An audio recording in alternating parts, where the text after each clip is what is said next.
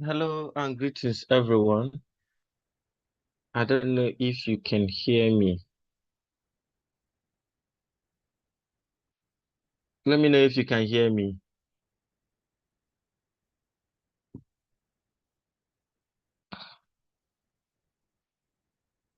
So I would like to address a few things um, regarding yesterday's lectures. My name is Nakachi Makala. What I want to talk about is regarding the conversation that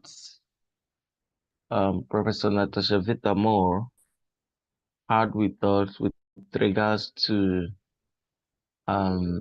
intervention. Most people seems to have misconstrued explanation. So I wanted to some sort of give a small heads up with regards to her position, and then before we get into the conversation for the day, whilst we wait a little bit for our instructor for the day. So, Professor Vita Moore is one of the founding members of what we call transhumanism. She actually wrote the Transhumanist Manifesto, which happens to be the foundation for the Transhumanist Handbook, right? So, I also happen to be a member of the transhumanist movement and also a member of Transhumanist USTP, Transhumanist Party USA. One of the things that most persons seems not to understand is what influences people's ideas. So what is transhumanism? Transhumanism is simply said to be using what? Using science and technology to transcend biological deficiencies. Nature sometimes can be very cruel and based on things like genetic factors that affect human condition. So there are places where you need the intervention of where there's a places where prevention is more or less late. You have to apply the principles of intervention. And that is where transhumanism comes into place. Most persons must have misconstrued transhumanism too, but that is what it stands for, right? And then in the transhumanism community, we are of two sides. Just like if you study anthropology or science, they will say these are um atoms, these are like things like monies, these are this and all that. So we have the technological life extension, and it's the technological life extensionist and biological life extensionist. So I would profile myself under biological life extension. And then we have Zoltan Istvan, the two-time presidential candidate for the United States, three times. Yeah, he is also the author of A Mortality or Bust. So most of the technological life extensionists are people like that, and then you get um the organizer of Transvision, and you get people like Gennady Storyaloves, the second, and a whole lot of persons. They're like the top CTO is also technological life extensionist. That is uh, Goffredo Giordano. So, but the biological life extension is, I'm there, Aubrey de Grey is there, Natasha is also there, and all that. There are a lot of biological life extensionists that believe that, since the technological life extension is believe that humans will evolve to become machine, man in the machine, where you can co-evolve with things like being cyborgs, co-evolve into being robots with the invention of things like neural links and all that. Biological life extensionists ask the question, if we co-evolve into machine, are we still human? What does it mean to be human? The question of human, being a human. Because if you look at the concept of personhood, we have things like human machines, human animal, human person, human being. So I wouldn't want to bore us with those details. But then the question still remains, can we still manage, slow down, reverse, or deal with the biological deficiencies of human, yes, without displacing our identity, because our identity is what makes us human. If you watch some of the clips, some of the clips that we have, like the first um magazine of the future, where someone said Justin Silver said to be human is to be transhuman. Justin Silver wasn't talking about that evolving into the mindset or the view of technological life extension is. So most persons thought that uh, uh, Professor Vitamore was trying to project the technological life extensionist view. I think that is where today's lectures we try to shape in or position our view and Afro-longevity, where we look at what we actually want to deal with. How are we going to construct something for um for Africa? How are we going to construct something that fits African?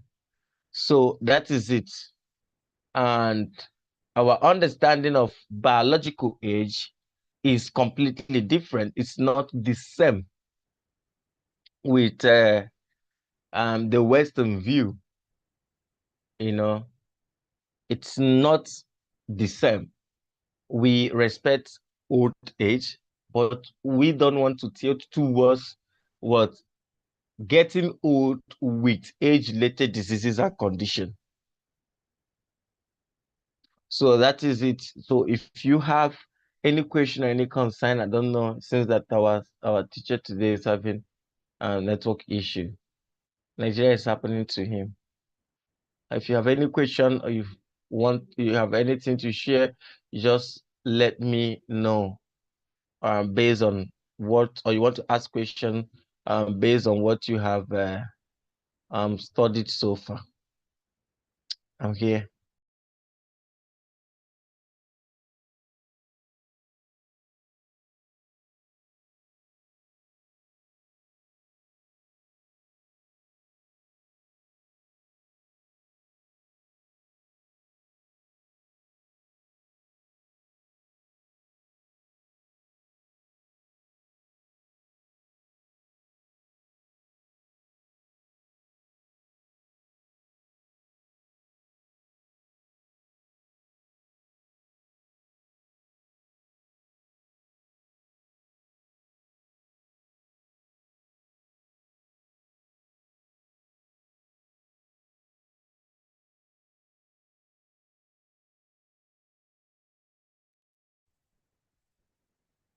Hello.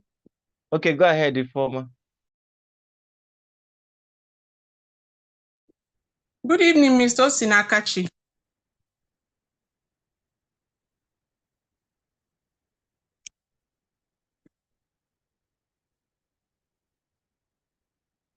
Network. Go ahead with your question. Okay.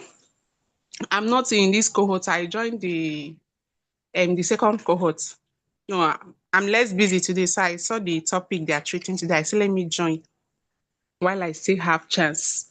So since there is free time, I want to ask. I'm a registered nurse and I work in a very busy federal hospital. So with all this longevity and you know, factors that can help us live healthy and long life that we've been treating on longevity movements, it made me wonder, as a nurse, I've seen a guy of 18 years old coming down with nephrotic syndrome.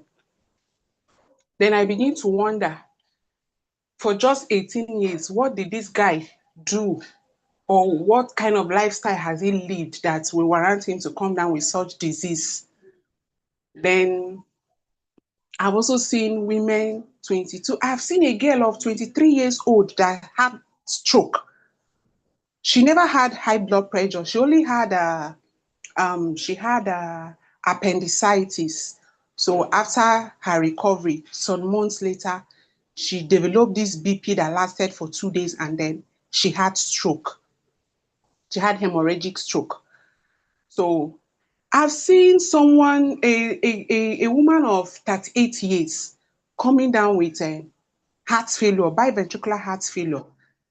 She was not hypertensive over a long period of time, and then she's coming. And so I begin to wonder, what is their lifestyle like? This short period of years that they have lived, what could have made them come down with such disease?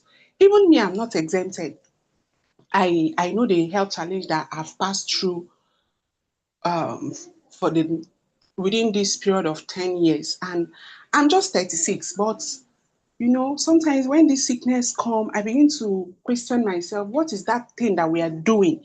And my mom is almost 60 something, and she's not hypertensive, she's not diabetic, she doesn't have arthritis. In fact, my mom fell down sometime last month, and I was worried. I was telling her, please go for x-ray, let's check, hope there is no bone fracture. She was reluctant. At last she went, her x-ray came out clear, no fracture. Then why is our own case, some of us, is that there is something in our genetic? My father lived a healthy life, my mother lived a healthy life.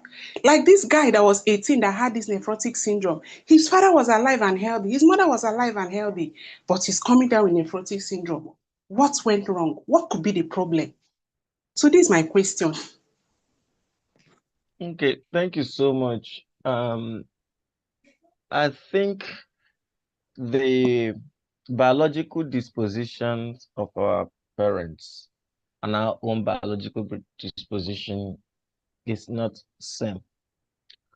There are a lot of people, if you watch very well, in my last class, the one I student on my Facebook page, I try to explain some of the factors affecting our life, the disposition. When you talk about genetic factors, just 20%, the environmental factors, which it's classified as drivers of those diseases, starts from the womb, what the parents, the mothers are feeding themselves. And in traditional African society, before we got ourselves into where we are, the factors seems not to be the same. And because there is a disconnect, that is why we are having the biological crisis. Remember, when in the medical school or in the healthcare and training, we are not taught that food is information. People saw food as sustainability. So it's as the result of nutrinomics and things like genetic nutrition. That is where we got to understand the details about the communication or the disconnect that comes with when you are eating food that is not part of your genetic history. And you can't just, we can't progress in that lens. So some of those crises, the crisis we are having now is as a result of where what we did wrongly. Remember that those disconnects is affecting molecular, cellular, and metabolic points. And once it accumulates, it becomes a deregulation that's present as what we see. I've handled a case where someone uh, was sliding into menopause at the age of 23. It's apparently common in recent time. The hormonal disruptions resulting from how people take care of themselves, you know. So there is a exponential, there is this exponential growth in biological aging in this age and time. So be it heavy metals, what people wants to eat, and not even what the body needs. So it is a huge problem. And I think we need to really do so much. One of the things that I have in mind is after this third cohort, we're going to share to see how we're going to have community outreach in our various states, like during this festive period. If I'm around, like I'm going to visit so many communities with those who are able to go with me to talk about these things. And there will be a whole lot of Afro-longevity, um, Afro-longevity evangelism, like in the markets and all that. Then food storage is another thing. I was reflecting in one of my field works. I said, wow, we are talking about living natural and all that, or herbal, and using herbal herbs as preventative supplements. And sometimes those things could cause more problem. Practical example, if you want to do like bitter leaf or scent leaf therapy, or want to use them as a hepatic support, then you are going to buy this in the market. And that market, they use pesticides and other chemicals so that pests and diseases won't eat those veggies. What are you going to do? In most cases, you wash them, right? And then you squeeze them and drink directly, like you take those chemicals. And sometimes people argue that you can cook. No, hot water cannot kill chemicals. They can only kill germs and bacteria in most cases. Like most of the chemicals they use both for food storage and everything, then we eat them, we have these issues. There are a lot of research that has to do with this, and most of us we know this. So I think all we have to do is wise. We buy these things for eating and all that. We need to have small gardens. I don't know how we are going to deal with this, but most of those lifestyle that the West push to us, they push to us the European American standard plan without us having their standard of healthcare sector to react actively to those problems. Remember Robert F. Lufkin, Professor Robert Lufkin, once said that the American standard dietary plan gives or creates the American standard of disease. So this is not my class. Thank you so much. Our instructor for the day, our teacher is here, and permit me to welcome Dr. Esani Anani.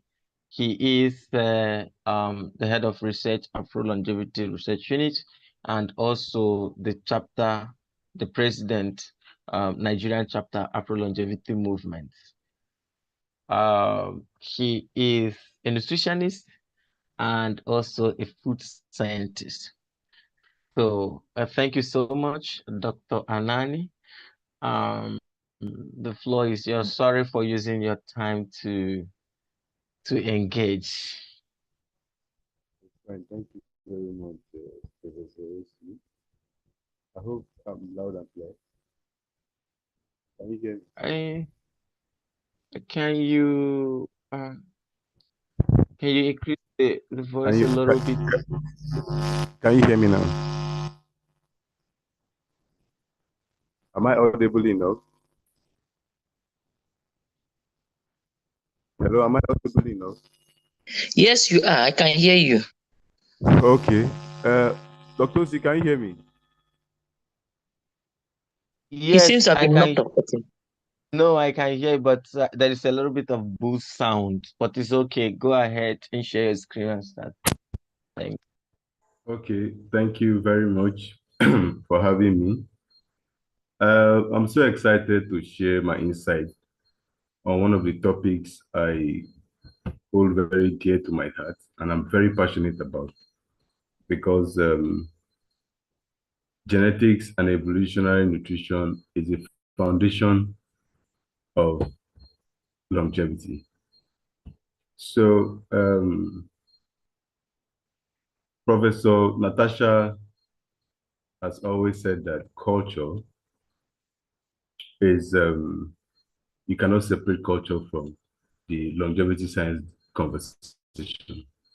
And I agree completely with her because you see that you cannot actually separate culture from biology.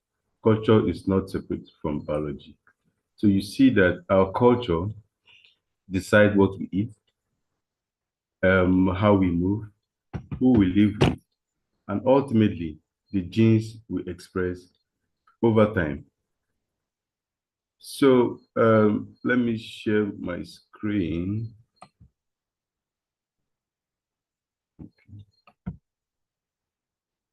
One second.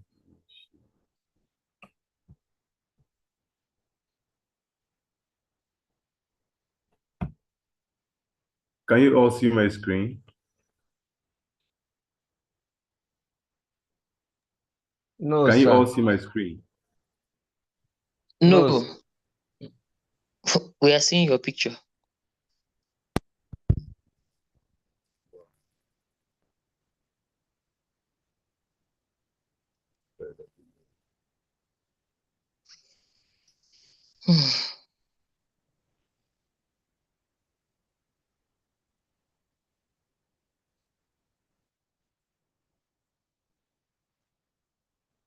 You can see my screen, just let me know. I think it's coming up gradually.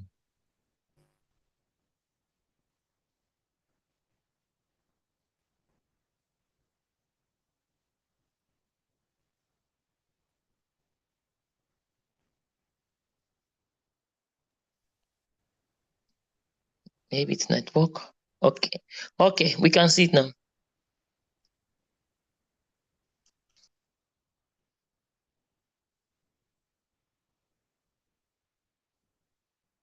Okay. Um,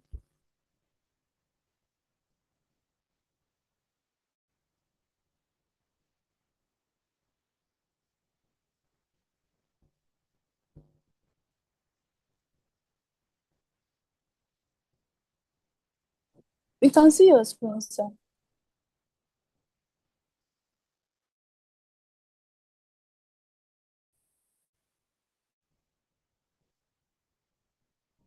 yes, I'm trying to go through.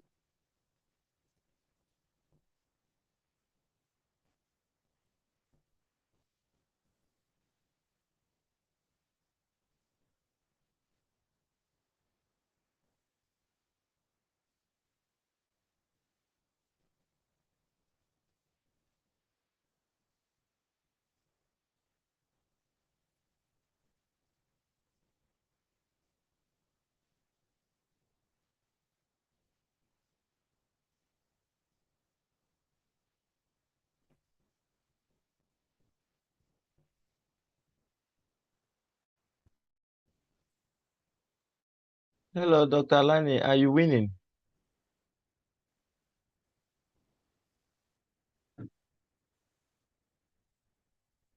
Hello. I think network has bounced him out or something.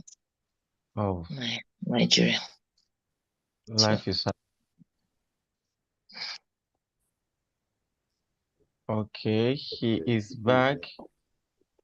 Yeah.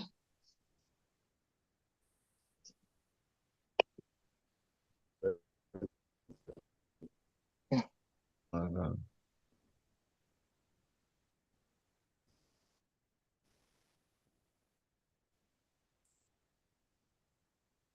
Mm.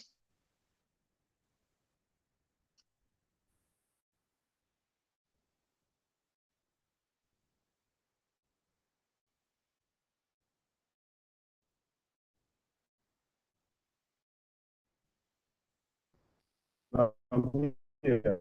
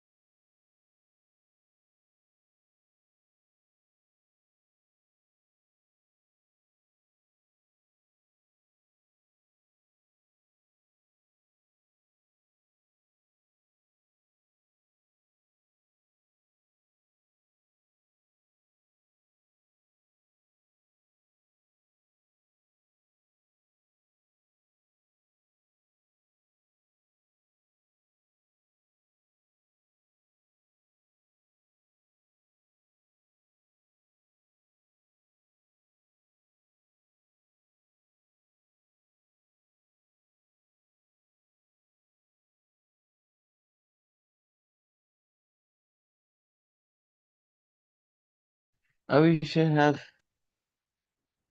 this this slides with me. Let me see if I can get it.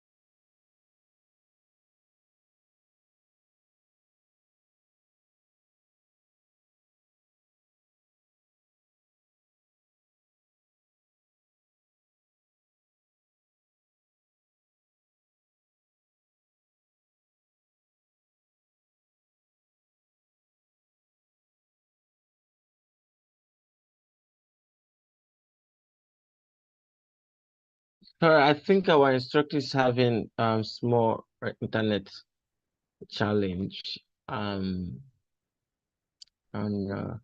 what you're going to do, but I'm trying to reach out to know what they.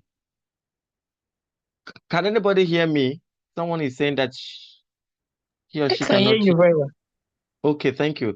So I'm trying to see what I can do quickly to salvage the situation. Thank you so much. Please give me just a few minutes. Let me sort this issue. Thank you.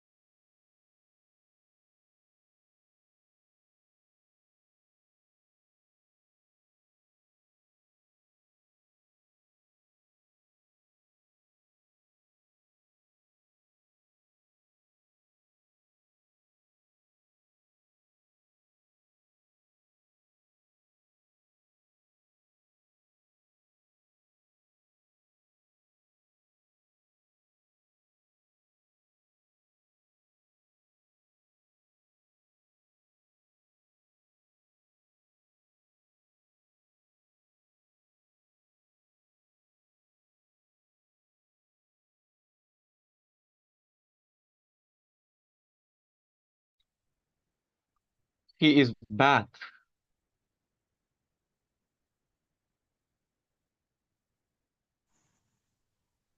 Can you hear me? We can. Yes. I'm so sorry for that unfortunate break in transmission. While I'm uploading my slides Yeah. to send to Prophecy.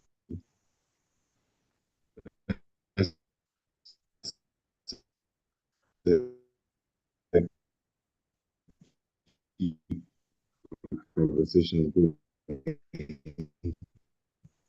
that we don't take so much time while waiting. So, topic of the like,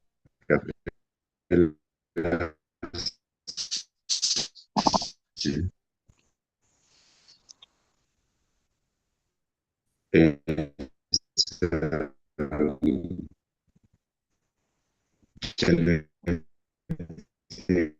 and evolutionary nutrition submission that we cannot from difference so that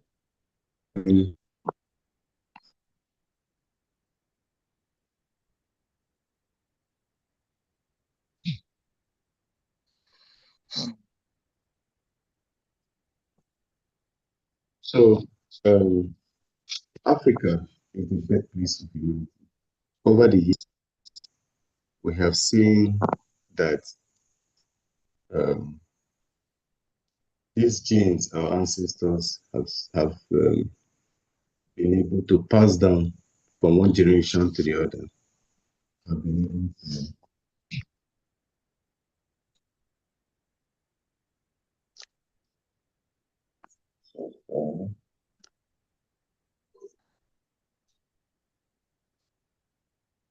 Prof, have you seen? Can I send it on?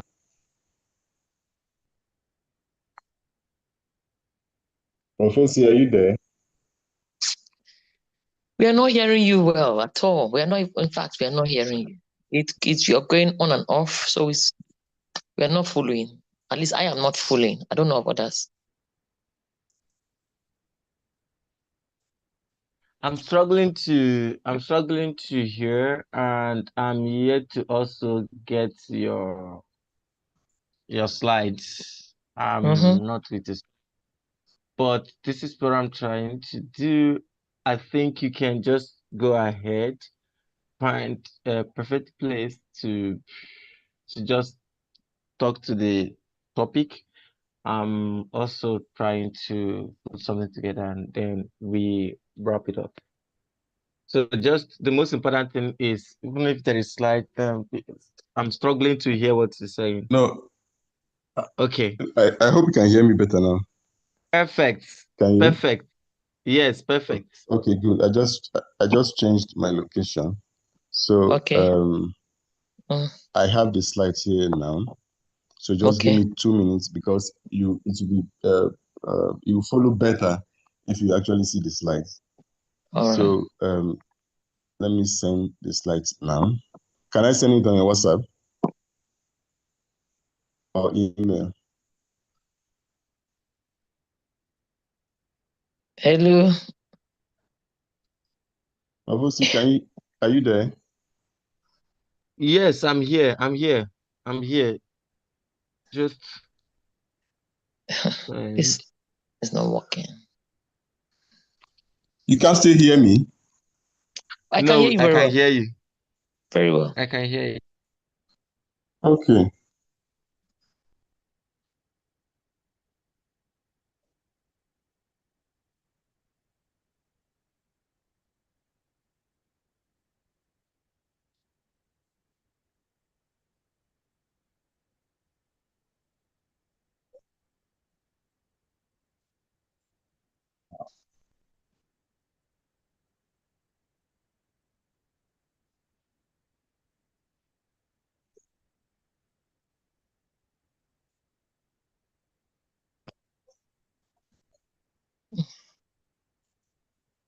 Are you still there? I'm here. Yes, he's trying to Okay. send me something I can share for him. Okay. Please just give me a minute. I'm almost there.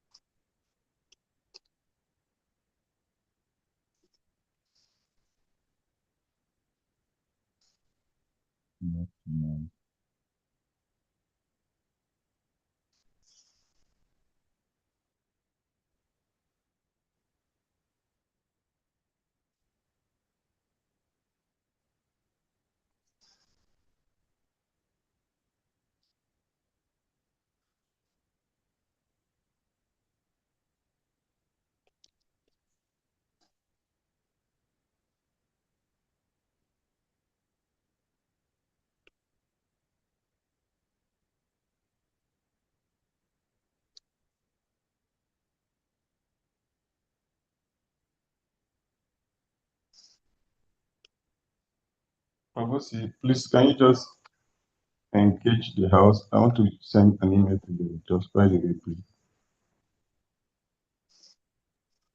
Okay, I'll just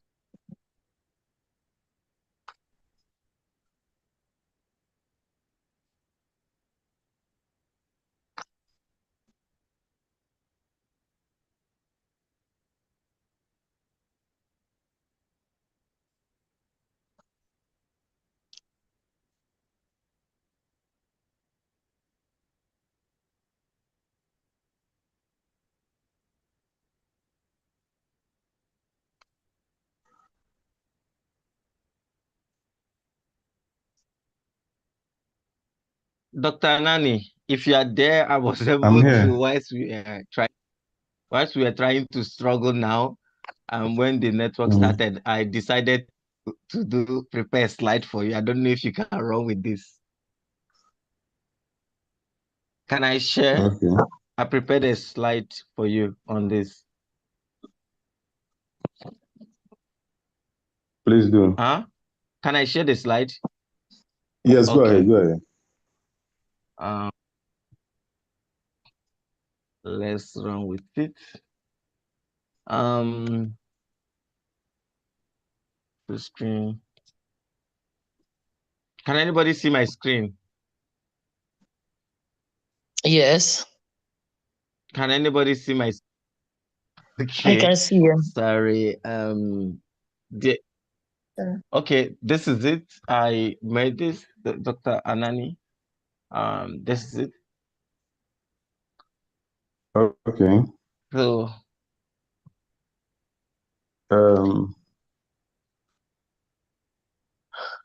Let's go. The topic is genetic and evolutionary nutrition. Why we in the African perspective, upstream biology, food as medicine, and the roots of healthy longevity. So we see that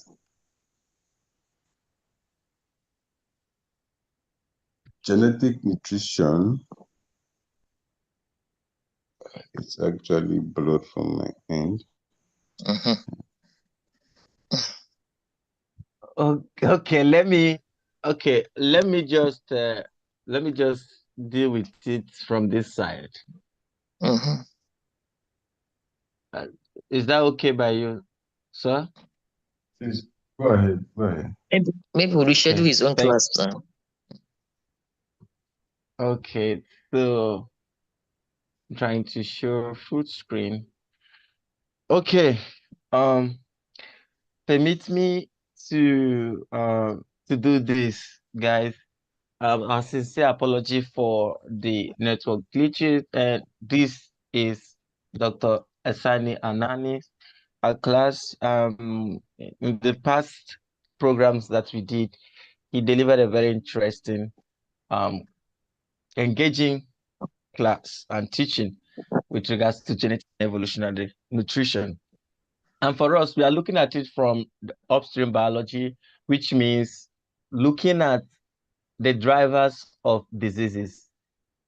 Inversely, we are looking at how food was the medicine of our ancestors and how it built up as information, right? So we have two things that we are looking at. The two concepts here, we are looking at genetic nutrition and evolutionary nutrition. So I did mention the drivers, the signals, because if you look at concepts or conversations around health issues like cancer, one of the most important things that people talk about in cancer conditions are the drivers of the um, the health condition. So those are the most important things, and that's the things that I would want us to pay attention more. Why do we have more diseases in this age and time than even when we have more medical interventions, innovation, and then campaigns, right?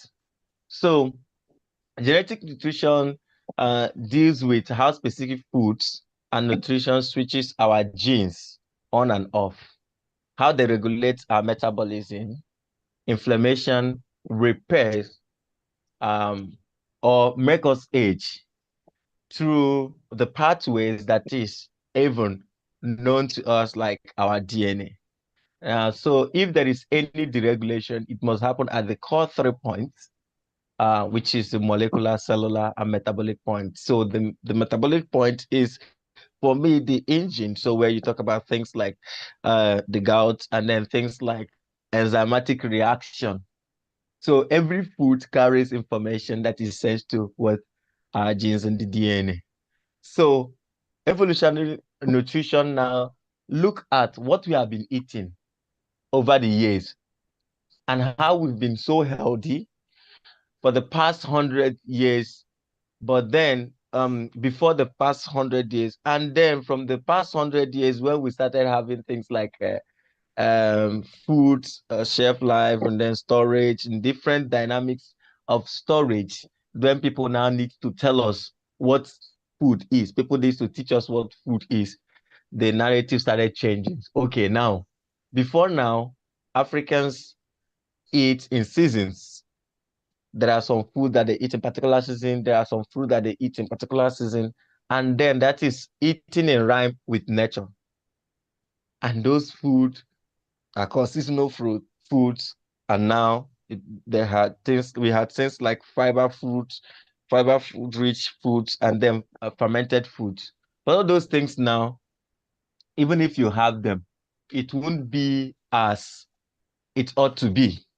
I gave an example when I was explaining with regards to the question that our sister asked, and I say, even if you want to eat natural now, how sure are you that the natural things that you are eating is natural? They might present as natural, but how sure are you if it is not manipulated plants, veggies, fruits that looks like what? Natural fruit. You might be saying, oh, it doesn't have shelf life. I bought them from the market. You don't know how they managed to get to the market and the condition for which they are being even stored in the market. So these are the things that we need to put into consideration. These are the things that we need to understand. So there are, if we want to get it right, we must look at what? The core foundations. We must look at the core foundations. We must look at what happens before there is a disease. In classical longevity or biology of aging, we define biological aging as what? Accumulated damages that causes what? Deregulation. Most people focus on the deregulation, right? Most people focus on the deregulation, forgetting what happened, like what led to the deregulation. which happens to be what? The upstream factors that led to the deregulation. Please, what they call it? Co-admins, co-hosts, please help me to be accepting people and please, and regulating the room. So the upstream includes what? Our diet, the environment, the lifestyle, microbiomes, and how they shape our gene. There is also an epigenetic aspect of all of these things. So when you are eating food, when you are eating something, and your system look at what is coming in, your gene is, my gene or my DNA is not just Osinakachi's DNA. My DNA is a summation of thousands of years that my ancestors must have lived. They have passed through, they have trained the body before I got them, right? This is not same as reincarnation. I don't want people to misconstrue this, but if you understand science, you should also understand that if we can check somebody's blood cells to do paternity tests, it means that there is something that the child is carrying or is taken from the father or from the mother.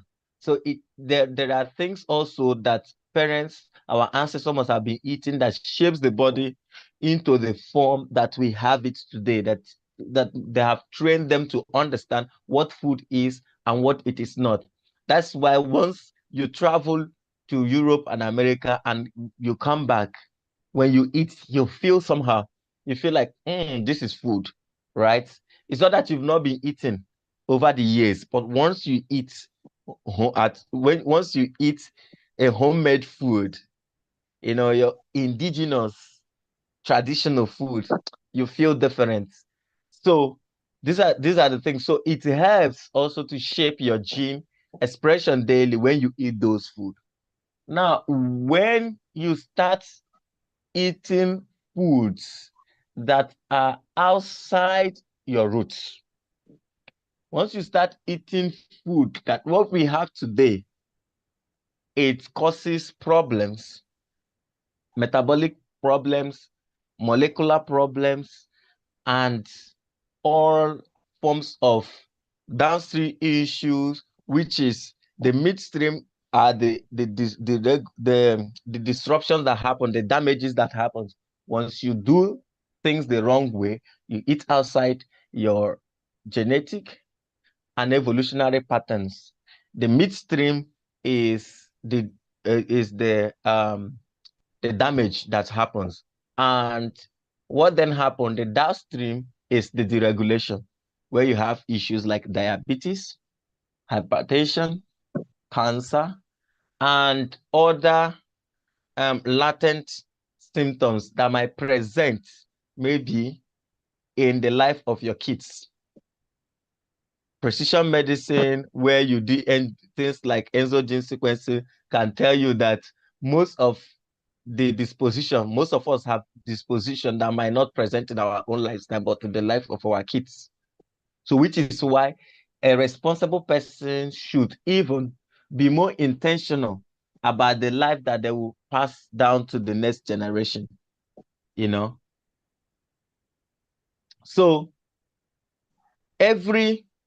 this means that everything that we eat, we need to understand the place, the type of information that we want to feed our system. And if we, who is this Carlo Alex occur? So we must have that at the back of our mind, that we want to really take care of a generation. Sometimes when I try to do my personalized protocols, people around me get worried. And I'm wondering, why are they worried about the life that I want to live? And it's not just about my life, it's about the life of the next generation, the people that I'm going to bring to this world. I know the mistakes that, like, for example, I'm not trying to say that most vaccines are more health care or medicines provided are not good or okay, but I can boldly say that One of the mistakes that I made as a person was the vaccine of ethnic. Since the vaccination, I have never really had enjoyed myself the way I used to enjoy myself. Well, this is personal, right? It's not it might not be a universal truth. So that is it. Food also, we've established, is medicine. Most of our foods, most of the foods that our ancestors ate, most of the food that we, in our time growing up, we saw our parents eat, they contain bitter greens, and those bitter greens helps and works as what? Antioxidant, and then detox pathway. For example, the bitter leaf that we have in West Africa, those are those bitter leaves works as what? Antioxidant and also hepatic support, right? With the issue that we have in recent age and time, I was having a conversation with a med lab scientist who was telling me that 1 to 5% that he said if 10 persons visit their lab to do kidney function tests, for example, only 1 or 2 persons will have good what kidney, right? He said even kids. She was so worried, and she was asking me, what must we do? I said, our life is already hard. We need to really work so hard. We need to advocate. We need to keep educating the general population until we understand that food is not just energy, that food is information. We'll keep getting it right until we understand that we need to eat what our body needs and not what we want. We'll keep getting it wrong until we understand that it's not all about what makes us happy, but what is good for us. We keep getting it wrong. So most of the food that they ate in that time was more of fiber and starch digital food, right? And sometimes they are what? Fermented. They help the guts. They also help in calming inflammation.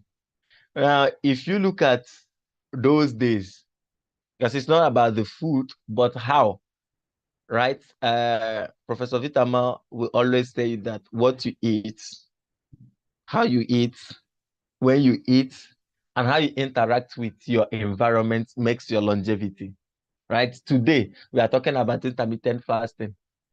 But then, in those days, our ancestors, someone with a good knowledge of evolutionary nutrition and lifestyle, would also, I will share a book with us, would also understand that our ancestors didn't eat so early. Now, this is it. Most people always judge if someone is eating at 8, for example, and had their last meal, because once they are back from farm, the next thing is to eat dinner, for example. So the dinner is not always so late, and they sleep. And once they sleep, in fact, at 7, 8, no kids, you will start hearing like your age mates are already sleeping. I don't know why you are up. They didn't have that distractions that we have now that keeps us awake, right? So they sleep. Once they eat at most before 7, 8. And if you calculate between that time till 9, for example, or 8, you will have up to at least 14 hours gap. And that is good for metabolism, right? So most people will still eat like 9 or some persons to 10, and then they're already hungry and they want to. So that is wrong way. So they did intermittent fasting, and they also did what I classify as productive gymming, which is not actually common in this age and time. And they had access to omega-3 and healthy fats. And if you saw my post 4 days ago when I was talking about the food scandal. No, it was in the last in the live stream that I made where I was talking about the food scandal and how the how fat or healthy fat was blamed for heart cardiovascular diseases after the Harvard scandal when the sugar industry funded Harvard to say that the problem was salt and fat and not sugar. And they even advocated that sugar could be used as what energy support. So which falls under corporate backed science that can be misleading. And it, it, it ruled the world for over 30 to 40 years. People carried this false information until a research was carried out that debunked it, right? So that is the situation. And people will come up to say, oh, according to Harvard.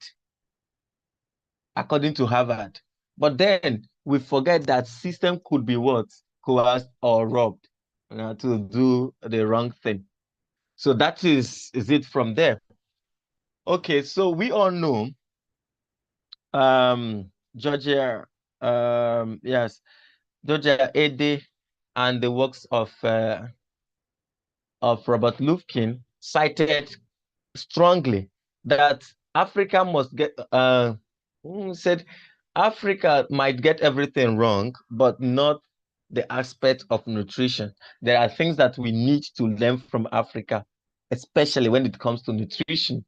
And because we ate in rhyme and everything, I think we need to teach the world what nutrition should be, right? Because why? Humanity started from where? Africa. And Africa is the only continent that is genetically diverse. I don't know if you guys can hear am I talking to myself? I want to make sure. Can anybody hear me? Yes, we can hear you. Okay. So we ate for thousands of years, and it was when we started eating outside our biodiversity and our bioavailability that we started having what the genetic mismatch. Our system is not like that of the West. Do you understand? They have uniform genome. And this is evident to the fact that most longevity community or institutions that works on epigenetic clocks or or aging clock, they have tried to penetrate the African markets and to test run. They were having some sort of irregularities with their measurements. Why? Because we are genetically diverse. And factors affecting someone in East Africa is totally different from what is affecting someone in West Africa. And that is our biological disposition. And what we have been eating different things. Well, you go to South Africa, there is a way they eat their food. There's a way they cook their food. It's a little bit dry. You see the way we cook, it's more or less what we call soup. It's totally different from what others call soup. And that is how our genome keep shifting, becoming different, right? And those in the sub-Saharan Africans that live at the center of the equator also have factors.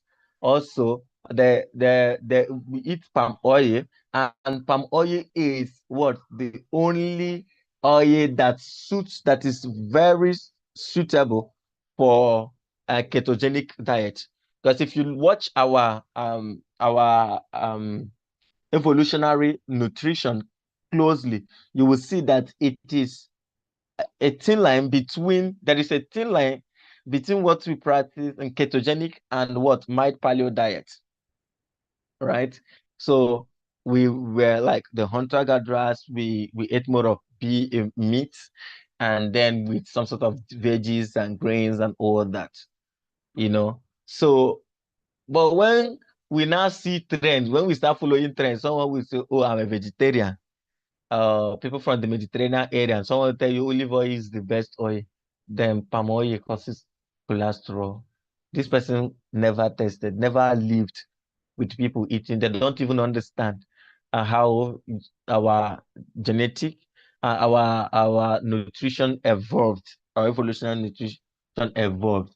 But they just want to dump things, and people started picking them. People started adopting, and down to from starting it very earlier, you see companies putting sugar on infant formulas and infant foods, and thereby causing this early addiction, predisposing the body to ultra processed food very early at the earlier age, then thereby causing what this mismatch, because the system would see it as very complex and difficult for them to understand. It's like someone who understands abacus, you're giving them further mass, they'll struggle to understand it, and thereby leading to what the rise to diabetes, hypertension, and early chronic and terminal diseases. So what are we going to do? What are we going to do? Are we going to progress in error and then look for medication for it, or are we going to come back to the drawing board and follow what is right? Because if we progress, thinking that we're going to wait for funders or the big gates and all that to send us medication, so that we take vaccines and then have so medication, then so I'm going to eradicate hepatitis in Africa. We see them as superheroes, while we are not looking at the upstream causes of the issue that is leading to the midstream and downstream issues. So it behoves on us to look at it closely and find a way out. So what are the things that helped in protecting our gene? Traditional foods. We know the traditional foods. And in this class, we're going to have time to talk about the herbalism, botanical medicine, fermentation. Someone is going to teach so much on fermentation. So most persons don't know the importance of moringa. There was a class on moringa, specifically on moringa. I don't know if you guys had a class, but there is a class in this program specifically on moringa. It have complete protein. It's also an anti-cancer. It helps a lot with regards to that if you are using it as maybe a preventative protocol, or let it serve as your therapy. Like you say, I'll be taking moringa tea 3 times in a week, right? It's going to be very helpful. And we have most of our fermented, for those in Igbo, from the Igbo community, we have our ogiri, we have our oba, and to some, we have our gari too, Ijebu gari, and we can also do a whole lot of fermented products with what we have. I think there is an expert here with regards to that. We have the cowpea that helps in lowering blood sugar. We have the hibiscus also, that is rich in antioxidant, and also good when it comes to blood pressure regulation. Please, if you are doing the zobo tea, it's not a juice. Zobo is a tea, but we have turned it to juice. We want to mix everything without understanding which is switching what on. Like I always say in most of my herbal class, I always tell people that there is one thing to know herbs, but the most important thing is herbal combination and herbal activation. Now, it is not good to give zobo tea to infants, that people below 8 years, because their liver is still forming. It is not good to give them those things. Yeah. Then we must learn how to incorporate bitter leaves and herbs. There are a lot of people that if they are preparing bitter leaf soup, they will wash away all the sins of the bitter leaf. They don't want anything bitter. There are people that their taste bud despise anything bitter. They don't want it. Me, I don't like, I love sweet things. It's not about it. It's not. Once you train your system, your taste bud that way, it becomes part of your problem. You cannot be hating bitter stuff and at the same time hating fermented stuff. So yeah, you must appreciate it because it is part of. Start early to teach the kids how to deal with issues like this. Well, we cannot wait in this age and time. We need to really step up. I said before, no one is coming to save Africa. We are not going to live at the mercy of people or anyone that will serve as the Messiah. Only African can save Africa. We have lots of adults living with diabetes in Africa, and the number is going to skyrocket if we don't do anything. By 2045, we're going to have over 24 million diabetic patients. We're going to have that. And we are talking about, we had someone, Ernest, talking to us earlier before now. 70% of premature heart disease and stroke is preventable through diet and lifestyle. And once you get it wrong, you will switch into lifelong medication. We switch into lifelong medication. And thereby, the food industry, they have profited from you, and then you've created opportunity for the pharmaceutical industry, and then you become a lifelong customer. They tell you, don't worry, it's not a death sentence. In whose pockets?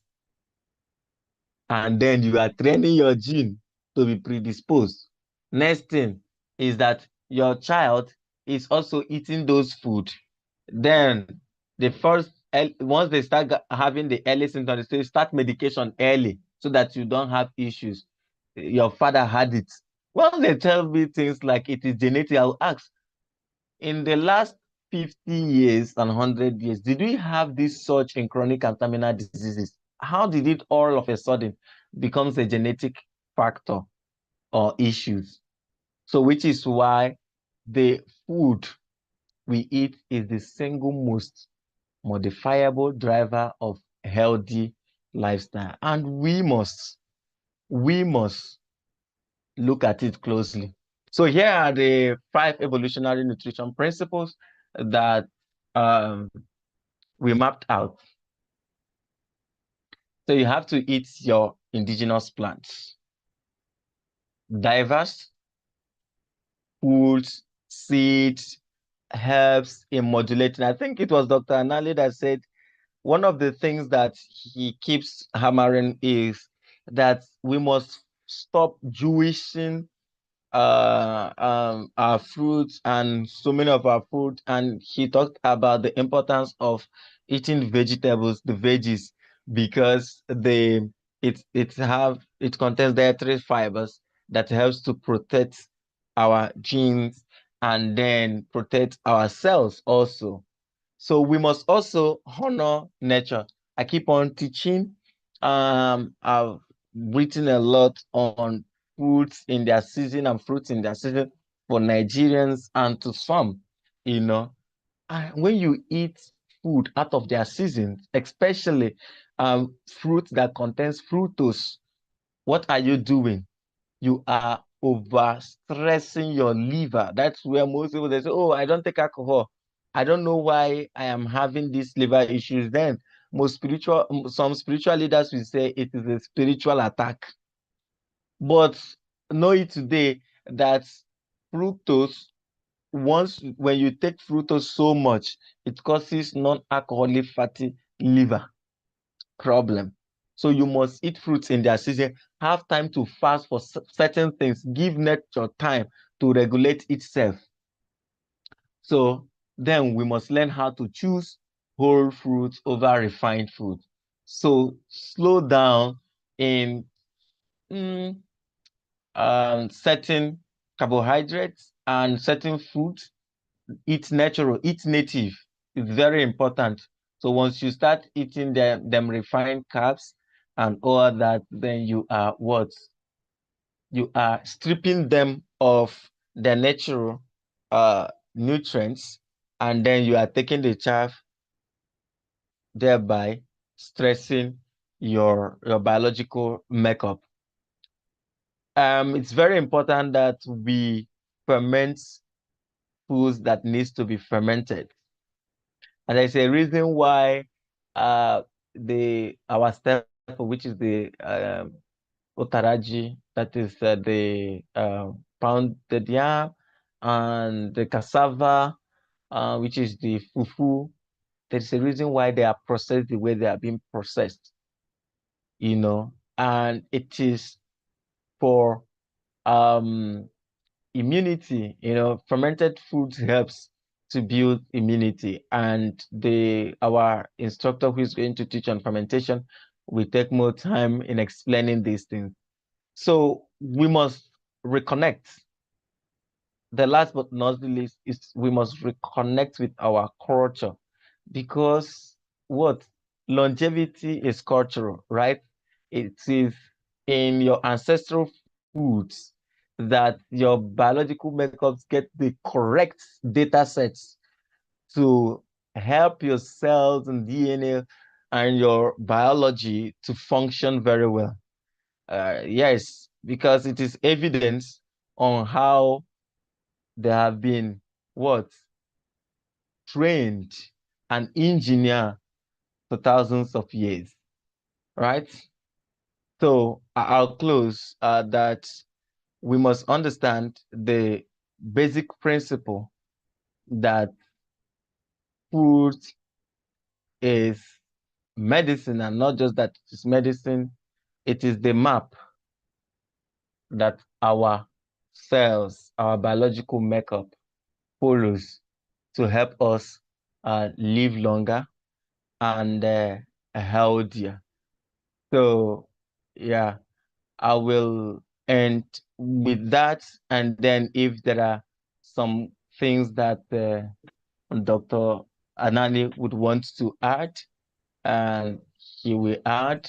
Then if we have any question, we ask him. Thank you. Thank you very much, Dr. Dozie, for holding brief for me. I've sent you, can you hear me?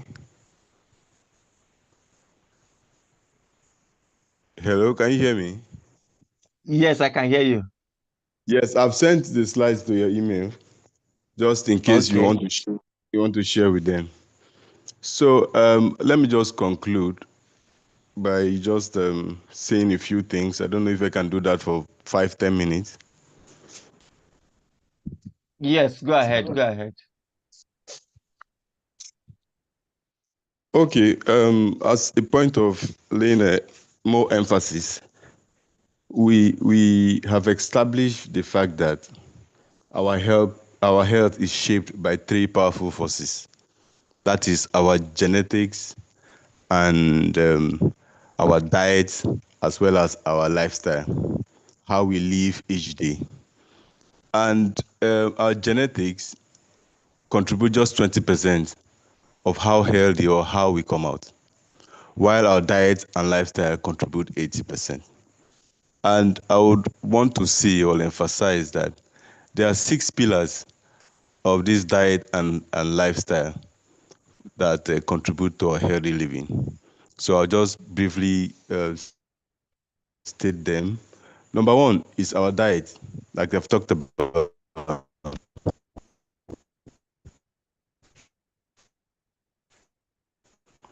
What we eat, that when we look at which gene we actually express.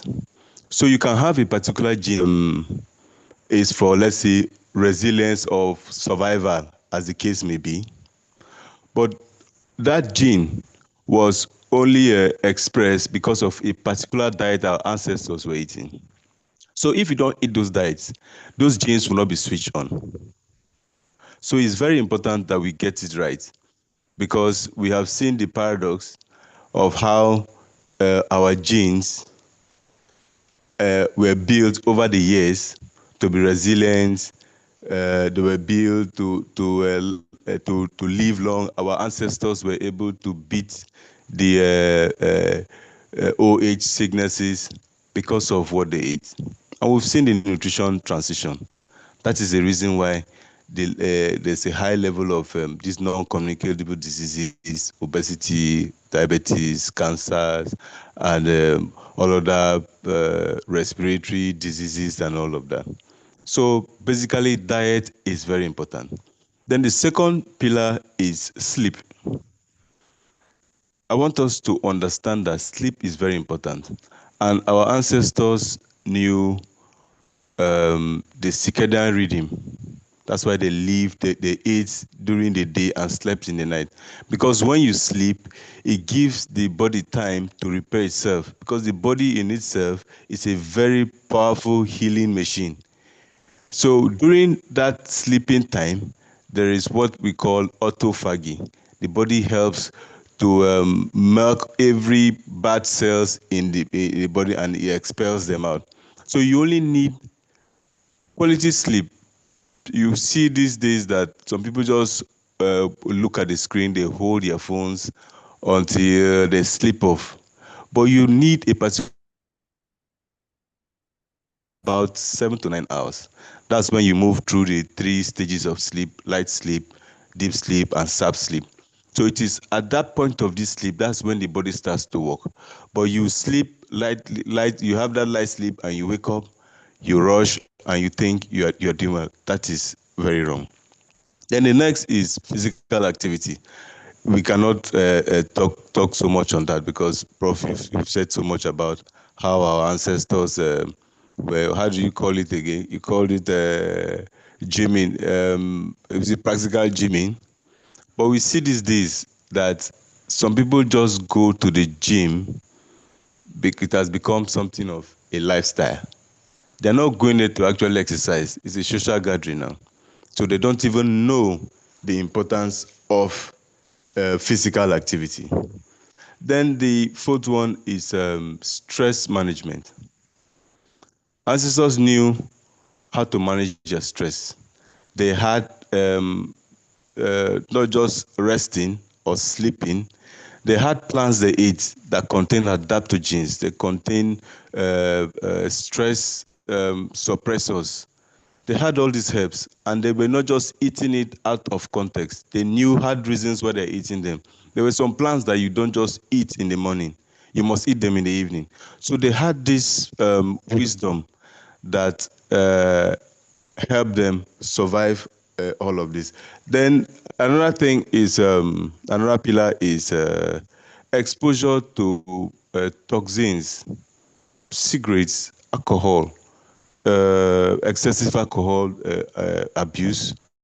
We see how cigarettes, they were marketing cigarettes even in the early 90s and late 90s. I remember how before the government had to ban all of that, it was something of class for you to smoke. That is how they were able to break into the market. So people now felt that you have to belong to a particular class before you can before you can actually belong. You have to smoke before you belong to a particular class. So exposure to pollution, we've seen how exhaust fumes, CO2, lead exposure, and all of that because of the urbanization and all. So when we check all of these pillars, and it's something we can go back and live how our ancestors used to live.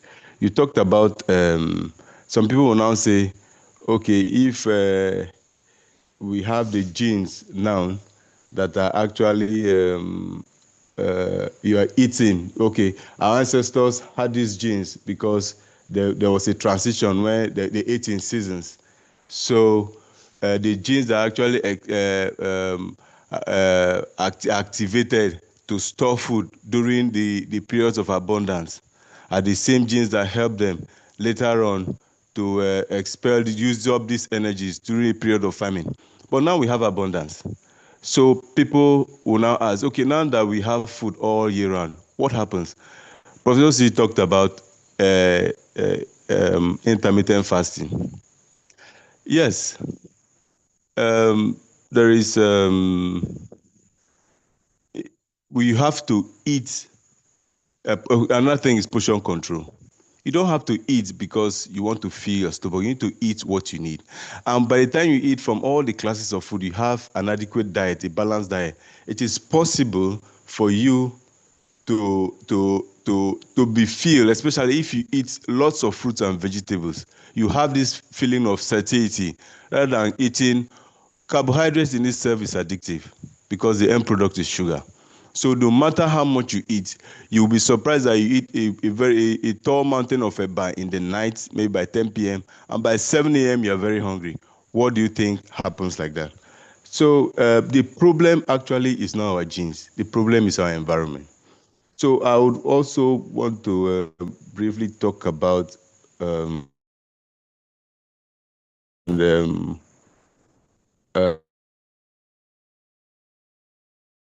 yes, how these genes are expressed, how over the years we are able to see how these genes have been passed from one generation to the other. So, like Professor Sisi said, this epigenetics is environmentally influenced. So these genes are only expressed by how we live our lives daily. And most importantly, we now see that our ancestors, like I said earlier, they had went through several stages of evolution. Yes, that's the word. Several stages of evolution. So from farming to food insecurity to colonization and slavery, migration, displacement, and rapid urbanization. All of these stages shape the genes they had to pass down. So you see that at the end of the day, if you have a gene that is supposed to be expressed for resilience, that's why we see now today, since we are eating out of context, we are eating out of alignment, we see that our genes are no longer resilient. You see a child now has a little misunderstanding with another child. The child is already thinking about suicide. The child is already thinking about self-help. All of these things are based on our lifestyle. So except we change this lifestyle, nothing will change. When we even check the data according to WHO, it's getting high by the day. So we have to retrace our steps. We have to retrace our roots. Yes, we can do that, because the good thing now is that we even have the scientific advantage. We have the platform that we can, what our ancestors left behind, we can actually build on that with what we have. Maternal nutrition is very, very important, because when life is supported from the beginning, it becomes healthier. You imagine how some people will say, I give birth to a child and the child is struggling to take our fermented foods, millet, corn, and all of that. The problem is that while the child was in the stomach, while you were pregnant for that child, you were eating all this over-processed food. So the genes have already been expressed or are already expressed for over-processed food. So you will be surprised that if you bring out Cerelac and give to a child will take the Cerelac, and you're giving the child a pap, and the child is spitting it out. It's because of what you are feeding the child. So the maternal nutrition is very important in all we are doing. So these epigenetic changes can be passed down from one generation to another. And can we reverse epigenetic damage? Yes, we can. the point is the body has a way of reprogramming itself. You use the overprocessed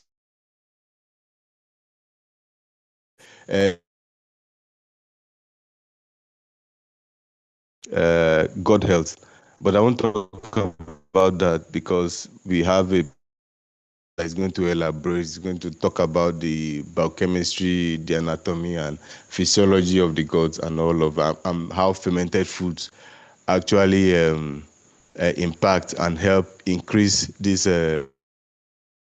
microbiome load in our system, which helps. But now you've seen that antibiotics, we are abusing antibiotics. We find ourselves in a society when if you have malaria or you don't even have malaria because we don't even go for testing. What we do is that if you have fever can be a symptom of anything. If you have fever and light headache, you walk into a medicine, a local a chemist or medicine shop or a pharmacy, and when you malaria drug and they will ask you, are you taking antibiotics? I don't understand how antibiotics and malaria go hand in hand. We have so much abused antibiotics, and these antibiotics, what they do is they kill the bacteria, the bacteria equally kill the beneficial bacteria in our system. So once the gut is compromised, every other system will be compromised in the body because nutrient absorption will be affected, your immunity will be affected, every other system in the body will be affected. So it is very important that we understand all these concepts.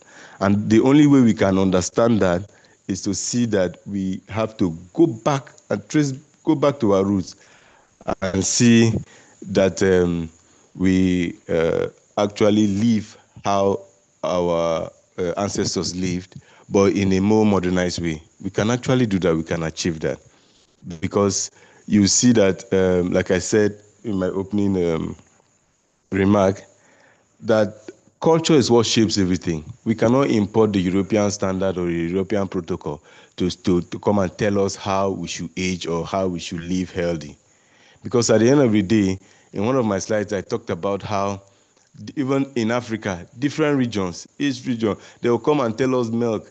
There's a universal standard for milk. There are some regions in Africa that have this milk intolerance.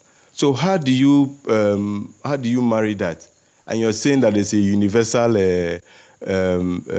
standard for taking of milk. It's not possible. So what I'm saying is we should come back and trace our roots, and we should know that nutrition in itself is not a one-size-fits-all. So we need optimized and personalized nutrition. So you need to know what worked for your ancestors, know what your body needs now. If you understand your genes, the genetic makeup of the genes you carry, you will know what to feed them. You will know what to eat so that you express your goal. What are you looking for? Determines what you eat and what you express. So in a conclusion, I would say that we need more research in Africa because we have depended heavily on like they used to call them developmental partners, but they have been developmental partners for 40 years and we are still developing. They have been development partners for how long? They have said they have given us Africa so much money, but yet they still call us developing. When are we going to be developed? So the problem of Africa is Africa, and the solution can only come from Africa. Thank you very much.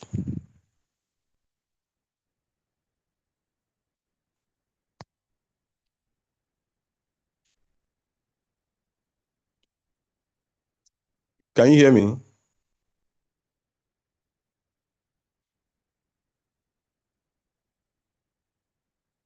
Yes.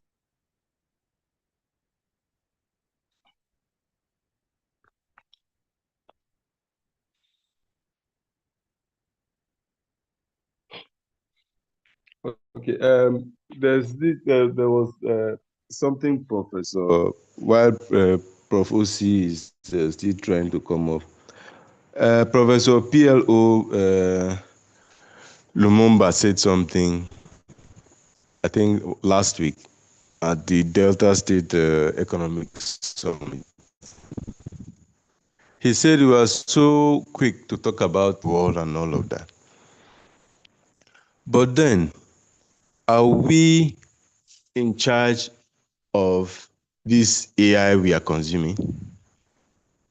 If we are not in charge and tomorrow they decide to deny us access or withdraw the services of this AI in Africa, what happens?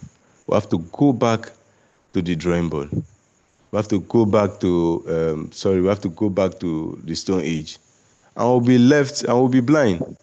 So I think it's time that we take responsibility. It's time that we take charge of our destiny. The world is a global village, yes, but we have to determine what we actually want for ourselves. There's nothing we cannot do. Africa, they said, is the cradle of modern civilization. So everything started from Africa. So where we got it wrong, I don't know, because I know the Europeans came and milked Africa. So, but then that's not an excuse. We can actually get back to our glory days. Prophecy. Thank you so much. This is more or less my presentation at the Gen 4 IR Summit in South Africa, where I talked about issues like property rights in the age of digital inheritance.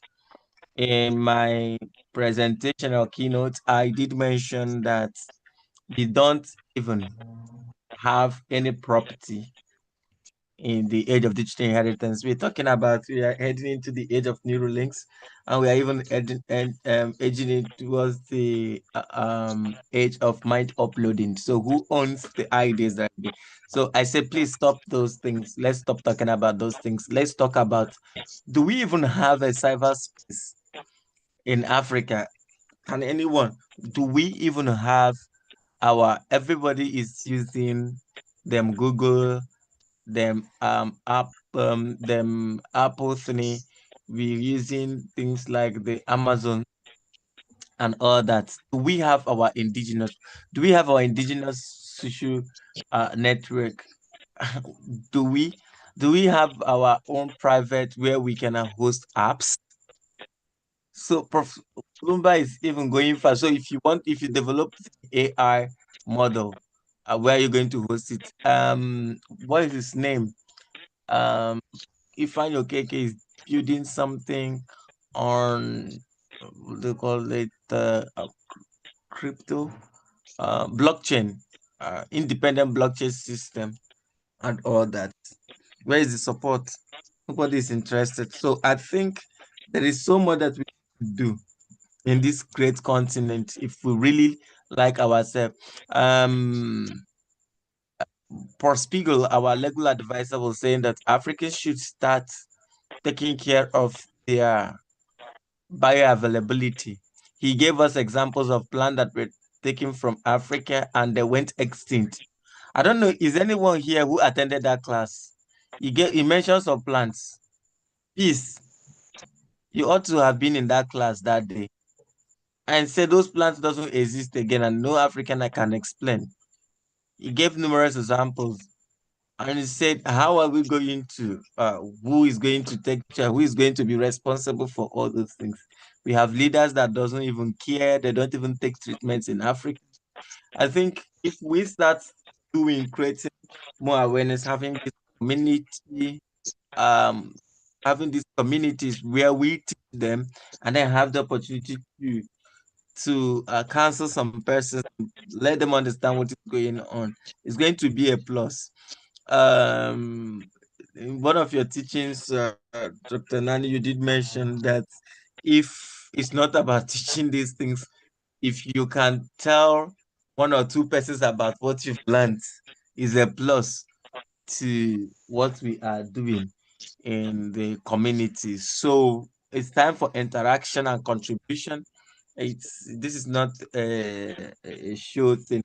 We are here to learn from each other, and feel free to ask any question that you want to ask. Thank you so much. Anumba, please ask your question. Please direct it to Dr. Anani. All right. If I cannot answer, I'll run. I'll run. Go ahead, please. Good evening.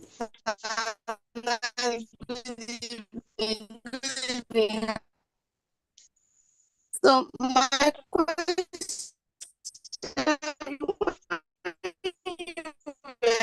question, you made mention of sleep.